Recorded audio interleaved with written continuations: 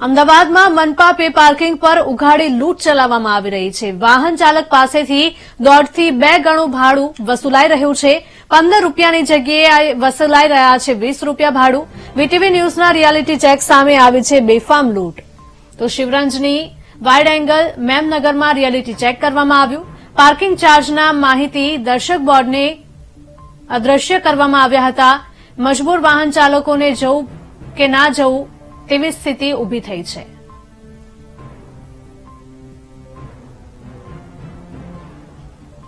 પ્રમાણે એક રેટ પત્રક હોવું જોઈએ કે કયા વાહનના કેટલા સમય માટે કેટલો રેટ હોય છે, પણ અહીંયા કોઈ પત્રક મૂકવામાં આવ્યો નથી। કોન્ટ્રાક્ટરનો કોઈ નંબર નથી।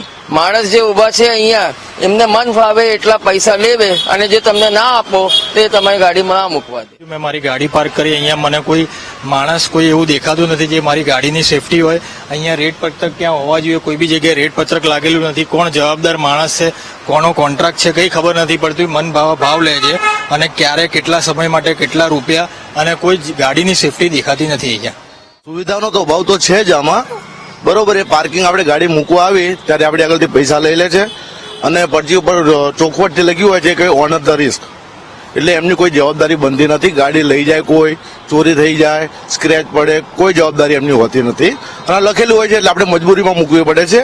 એમાં આપણને કોઈ સવાલ ભાઈ આવતો નથી। ગમે ત્યાં આપણે શો બુક કરાવવા આવ્યા હોય, ગમે તે એની 5 મિનિટ માટે આવી તો તે પૈસા આપવા પડે છે, છતાં એમની કોઈ સેફટી હોતી નથી। પૈસા લઈ કોઈ જવાબદારી વસ્તુ નથી। કાલ કોઈ ઉઠીને કોઈ ગાડી લઈ જાય તો કોણ જવાબદાર કોણ?